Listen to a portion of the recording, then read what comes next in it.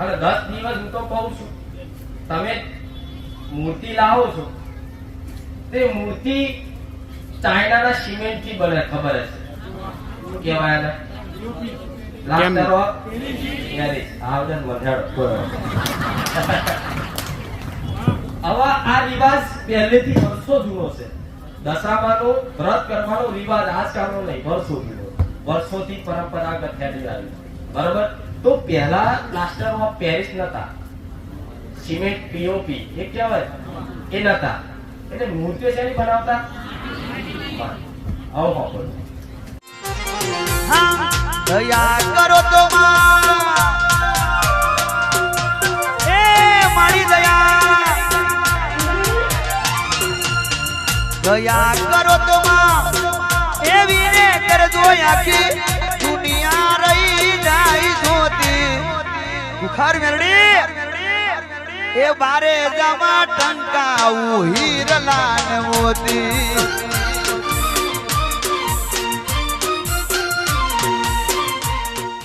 દશામાં વ્રત આવ્યો હે ને, મારે બધું ધ્યાન રાખવું પડે. કંટાળો નહીં આવતો તમને? ના આવે છે કે 2 રવિવારનું ચાર્જિંગ કરેલું ઓછું થઈ ગયું થાય જ નહીં. હા, કોઈ વાંધો નહીં. જો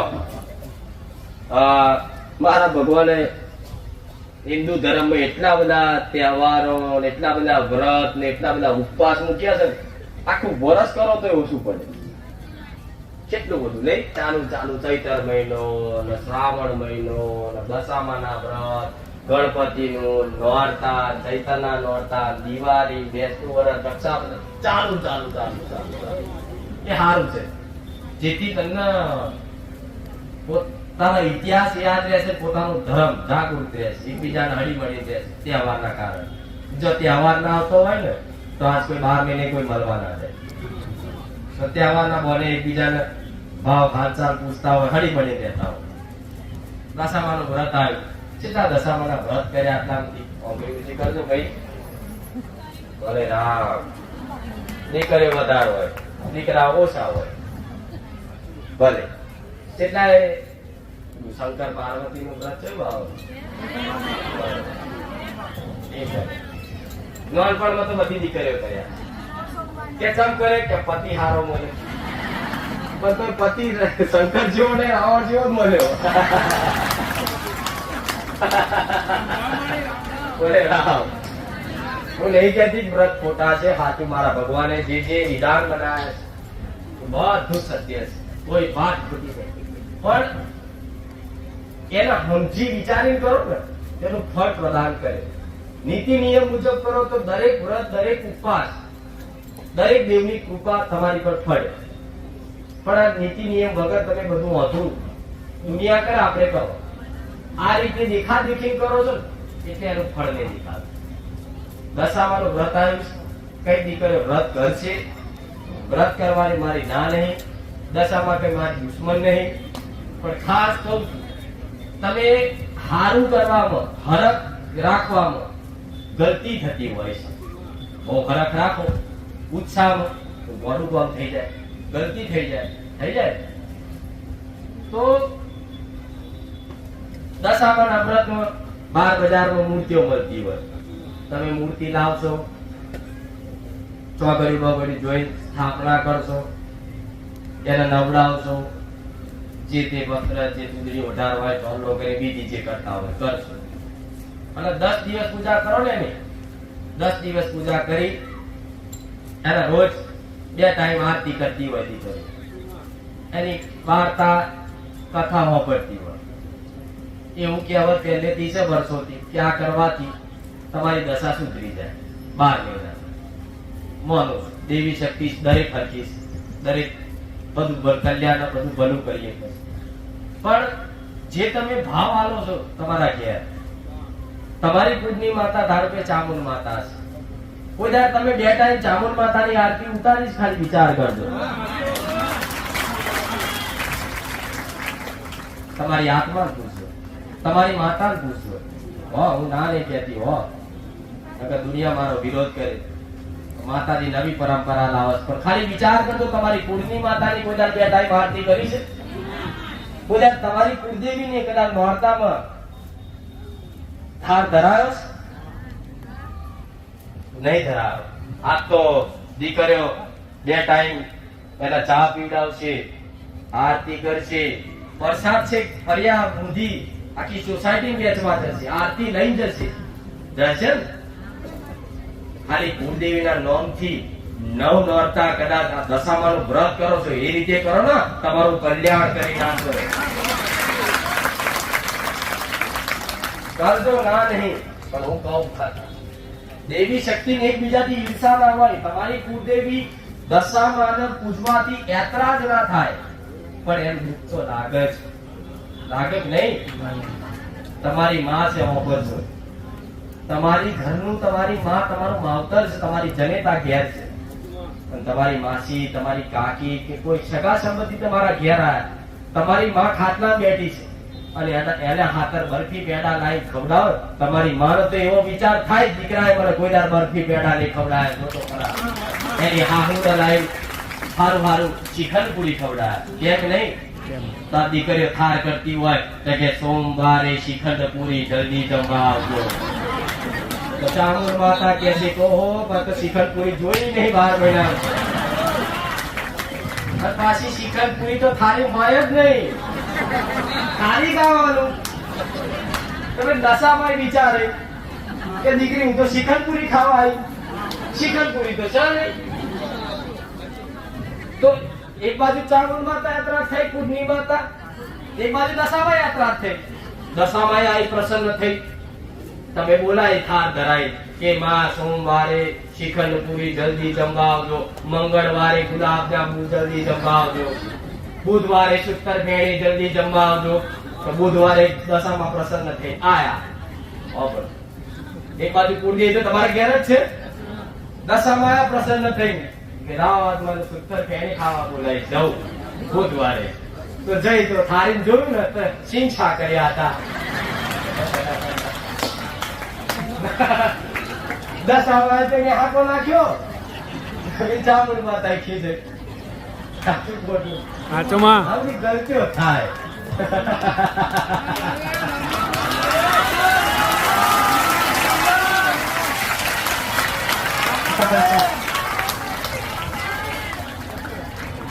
એટલે મારો કોઈ હક નહીં તમારી પર કે હું કોઈ વસ્તુ તમને બંધ કરાવી. મારી વસ્તીનો હક છે મારો. આજે મારી વસ્તીને દશામાના વ્રત નહીં કરવા દેતી હું. એક દાડો મારી વસ્તી તમારી જેમ દશામાનું વ્રત કરે, માં મારા દીકરાની મમ્મી એકબીજાનું જોઈ લાવે, આરતી કરે, કપૂરનું પાન લાવે, હોપારી લાવે, ચોલ્લા કરે, આ કરે. એક દાડો બહુચર માતા ખીજાઈ. કોઈ દર મને ચોલ્લો કર્યો છે, કોઈ દર મને થાર ધરાયો છે, કોઈ દર મને પાણી પીવડાવ્યું સબ્જીથી. હું રિહાઈ છું કીધું એટલે તરત ખબર પડી જાય અમારી માતા રી ચડી. તો પૂછ્યું માં તમે રિહાયા છો? હું બોલી નહીં, ના બોલી. પછી છેલ્લે મારા દીકરાએ કીધું કે આપણી માતા બહુચર એટલે રિહાઈ છે, હું બહુચર માતા મારા બહુચર આપણી બહુચર એટલે રિહાઈ છે. તમે એની જોડે જોડે દશામાની લાઈ મૂકી બિહારી અને એના ખાસ ધરાયા, એના પાણી પીવડાયા, એના ચૂંદડી ઓઢાઈ. પણ બાજુ બહુચર બેઠી ને મને ઓમ કરી આરતી ના કરી એટલે હું માતા. એ ટાઈમ થી મારી વસ્તીને એવી સદબુદ્ધિ પહોંચી કે માં મેં બહુચર એવું કીધું દુઃખીના સમયે તમારો હાથ ને કોડું જામ્યું હોય તો મેં બહુચરે. કોઈ દશામાં નથી આવી, કોઈ પારકી માતાઓ નથી આવી. ખાલી આટલું કીધું, મારી વસ્તીને દુઃખ લાગી, વસ્તી સમજી જઈ. જેવો 10 ઉપવાસ મારી વસ્તીએ દશામાના કર્યા હતા ને એવા 10 ઉપવાસ મારા કરાવડાયા હતા. પૂછ. અને દંડ પેટે એવો દંડ કરાયો કે 10 ઉપવાસ તો કરો ભલે કરતા, પણ 10મા દાડે સવારમાં 4 વાગે ઉઠી મારું નિવેદ કરો તારે હું બહુચર રાતી રહી. મારી વસ્તી આખી રાત ઊંઘી નહીં. મારા દીકરાને ઊંઘા બધા ઊંઘવા નિવેદ બનાયા પરોઠે જાગીને તે નિવેદ 4 વાગે સવારમાં કર્યા ને તારે મને ઓળકાર આવ્યો, તારે હું રાજી રહી. એટલે તમે હરકના ભાવથી ગલતી કરી રહ્યા હો. બીજી એ તો ગલતી કુળદેવી યાત્રા થાય એ વાત 100% છે. તમે બહાર પૂજા પાઠ ભક્તિ કરી શકો અને 10 દિવસ હું તો કહું છું તમે મૂર્તિ લાવો છો તે મૂર્તિ ચાઇનાના સિમેન્ટ થી બને, ખબર હશે શું કહેવાય એને? Plaster of Paris. આવડે મજાડો. હવે આ રિવાજ પહેલેથી વર્ષો જૂનો છે. દશરામાનો વ્રત કરવાનો રિવાજ આજકાલનો નહીં, વર્ષો જૂનો, વર્ષોથી પરંપરાગત થયેલી આવી. બરોબર? તો પહેલા પ્લાસ્ટર ઓફ પેરિસ નતા, સિમેન્ટ પીઓપી એ કહેવાય એ નતા. એટલે મૂર્તિઓ શેની બનાવતા? આવો જેનું સર્જન કર્યું હોય એનું વિસર્જન હોય. વાપરજો, જેનું સર્જન કર્યું હોય એનું વિસર્જન હોય. તમે દશામાની મૂર્તિ લાવી 10 દિવસ પૂજા કરી 10મા દિવસે તમે જે તળાવમાં પધરાવા જાઓ, આ યોગ્ય છે? તમારી આત્માને પૂછજો, તમારી આત્માને પૂછજો આ યોગ્ય ખરું? તો કે તો માતાજી બીજું શું ઉપાય? એની એ મૂર્તિઓ પાછી લઈ બજારમાં પાછી વેચાય, કલર બલર કરી જોવો છો. આ બધું હું નહીં કહેતી, તમારી નજર સામે જોયેલું છે. દુનિયા મારો વિરોધ કરશે આમ કે આ બધા ધંધા બંધ કરાવે એવું થાય. પણ જે સત્ય છે સત્ય, ખોટું છે ખોટું કહી છે.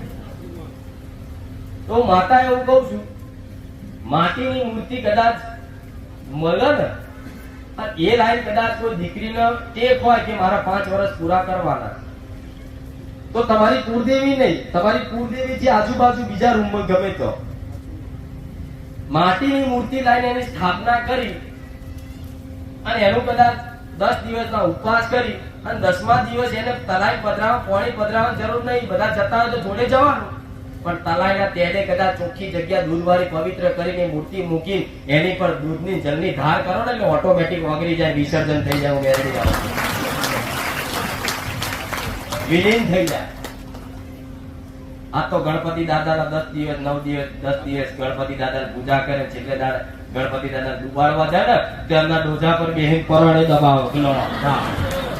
ના ડૂબતા હોય તો પરોડે સૂંડ પકડી, એક જણો સૂંડ પકડે, એક જણો પગ પકડે અને દબાય.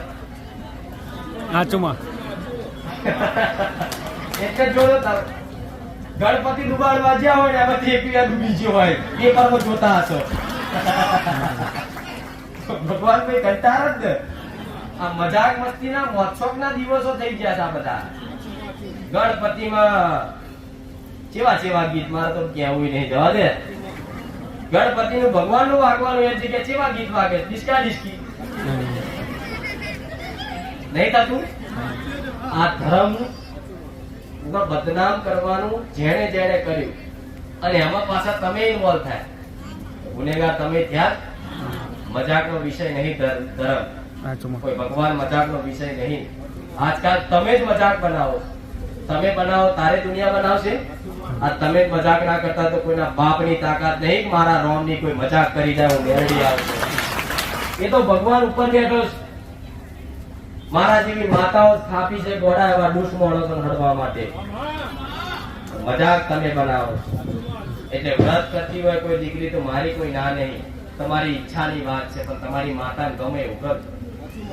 અને કરવું હોય તો મેં કોઈની ટેક હોય કે માં અમારી માનતા હતી 5 વર્ષ પૂરા કરવાની ટેક હતી, તો મેં ટેકનો ઉપાય બતાવ્યો. માટીની મૂર્તિ કોઈ કુંભાર જોડે લઈ એને આ રીતે વિસર્જન કરી શકો. અને થાર ધરાવો ને તો કોને કે સોમવારે શિખંડપુરી તો મેલતો શિખંડપુરી. ખાલી ખાલી ભાઈ મય રેવડી પડી હોય ખાલી, અને કે બુધવારે સૂતર ફેણી હોય રેવડી દેવના ઉલ્લુ મલાના બનાવતા હો, મલાના બનાવતા નકર સૂતર ફેણી ખાધા વગર નહીં જો તમારે ઘેરથી. ભય વાંધો નહીં, ભલે તમારા ઘેરના યાદ કરો. હા ભાઈ, પણ જે ભાવતી વસ્તુ તમે લાવો છો, પેડા લાવો, કોઈ કાજુ કતરી લાવો, કોઈ સૂતર ફેણી લાવો, બધું જાત જાતનું લાવો. ભલે કદાચ મેં તો જોયું ના હોય પણ તમે કઈ જણા હોય કે મારા પારે સુધી પહોંચી જાય હો મારા ભાવિકોએ કોઈ સેવકોએ ખાતું હશે ને તો મેં ખાતું બરાબર છે પણ પ્રસાદ ની રીતે હોય આ તો પ્રસાદ માટે લૂંટપાટ થાય છે જોતા હશે એટલે અમને એવું ખાલી મારો સંદેશો આલું કે ખાવું હોય તો ઘેર બેઠા ઈચ્છા કરજો આ દિવાળી જોઈ નહીં હોય ને એવી મીઠાઈ ના ખવડાવો મેરડીને એવું તમે કોઈ દર જોઈ ખાવાની તો વાત દૂર છે તમે જોઈ નહીં હોય અને અનુભવ કરજો મારા સાનિધ્ય દિવાળી સુધી ટકી રહેજો આ દિવાળી આવે જો કદાચ આજ લગીની તમારી 25 વર્ષ 50 વર્ષની ઉંમર થઈ હશે પણ કોઈ દિવાળી ના જોઈએ એવી દિવાળી ના કરાવડાવો ને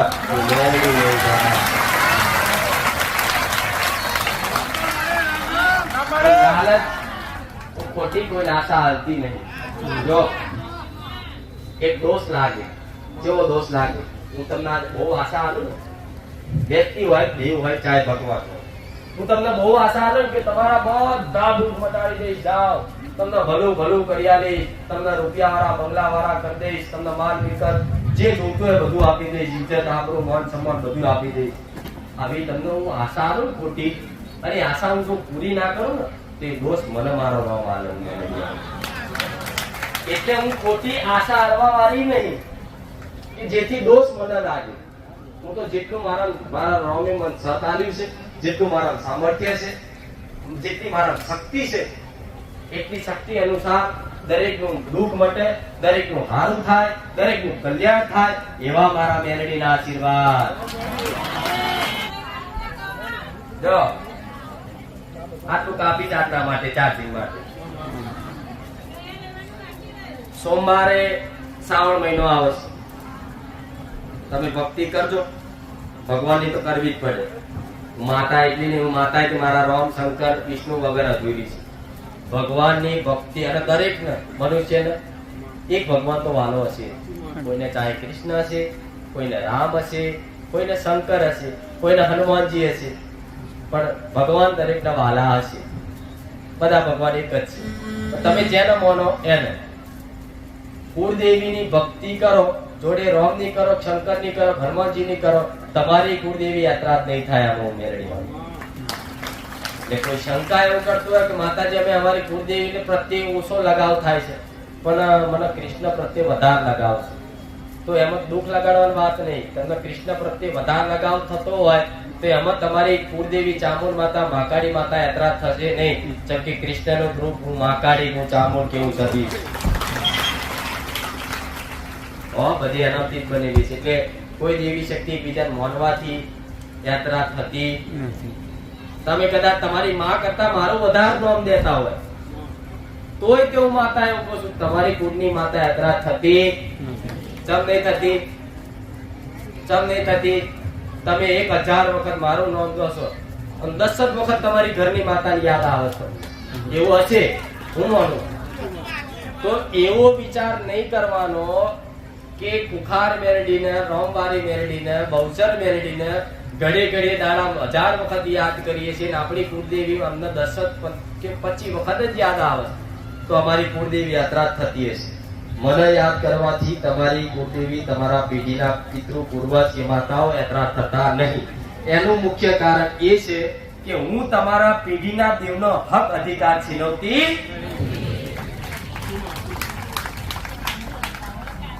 તમારા પેઢીના દેવના હક અધિકાર હું છીનવવાની કોશિશ કરતી હોય છીનવી લેતી હોય ને તારે મારું નામ દેવાથી મને યાદ કરવાથી તમારે પેઢીની માતા તમારી પર એતરાજ થાય જેમ કે દીકરો ભલે મારા આશીર્વાદ થી કોક ના આવ્યો પણ એ લટ હું મારા પારે ઉતારાવું એનો હક છીનવું તો તમારી માતા 100% એતરાજ થાય કાયદેસરનો હક એને આલ્યું કે મેં આલ્યું પણ એની રજા વગર તો મારથી નહીં આવ્યું હોય ને એ હક તમારી માતાનો છે એટલે તમારા દેવનો હક અધિકાર નહીં છીનવતી અને તો હું નહીં દુનિયાની કોઈ માતા હોય તમારા દેવના હક અધિકાર ના છીનવતી હોય ને તો એને મન જો હું મેરડી આવું છું કોઈને કઈક દીકરા એવા છે માં અમને ફલાણી મેરડી પ્રત્યે બહુ લગાવ છે અમને મોબાઈલમાં પ્રત્યે બહુ પ્રેમ છે હું એવું કહું છું કે તમે બધી માતાને માનવાથી કોઈ દેવી શક્તિ યાત્રા થતી જ નહીં. ખાલી હક અધિકાર, હક અધિકાર ફરી સમજાવું છું. ફરી એક વખત નોટિસ કરી લેજો. નવું સાધન આવ્યું, પહેલી ચૂંટણી કોની? મોદીની. નવું ઘર લીધું, પહેલી માટલી કોની? નવું ગમે તે ગાડી લીધી, નવું ગમે તે વસ્તુ લીધું, કોનો હક? લગ્ન કર્યા, છેડા છોડવાનો હક. દીકરો આવ્યો પેઢીમાં, બાધા કરવાનો, બાબરી કરવાનો હક. આ હક અધિકાર ખાલી કુળદેવીના રાખશો, બીજી દુનિયાની માતા રોમ રોમ કરો, માતા રાજી રહે. હો ભલે રામ. હું તો નહીં થાકતી હો, પણ મને તમારી ચિંતા થાય. એ આ તો પાછું વધારે બેહવાનું હતું ને એટલે પેલા કહી દીધું, પેલા પ્રસાદી લઈ લો. જગ્યાએથી જેવું પ્રવચન નહીં પત્યું, પિક્ચર ની ટોકીજ ની પતી હોય ને એવી જ દોડે. કોક મસાલો લેવા જાય, કોક બીડી લેવા જાય, જેટલા હું તો નહીં કહેતી ના ખાશો, ખાવ તમે તમારે ન હોય તો રાખો. હું કોઈ બંધીકાર નહીં કહું. હમણાં જો આવું બંધીકાર લઈ લો ને કે જો મારા સાનિધ્યમાં આવતા હોય તો મસાલા બંધ કરી દેજો, નકર કાલથી આવતા ને તો બધા મને છોડ દે પણ મસાલા રાખો. એટલે હું ના કહું, પણ ઓછું કરવાનો પ્રયાસ કરું.